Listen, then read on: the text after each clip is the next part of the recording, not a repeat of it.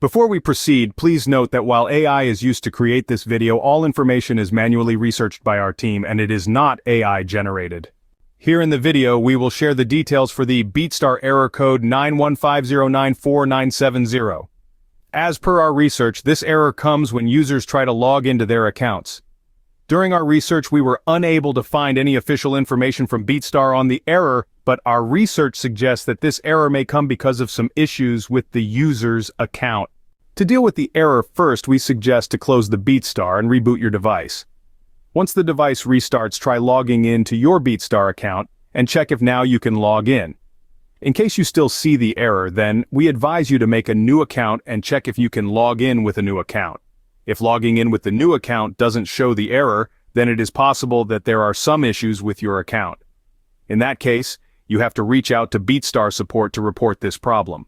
In order to report your issue with Beatstar, you can send an email to support@beatstar.com. In the mail, make sure to provide all the details related to your account, as well as explain the issue you are facing.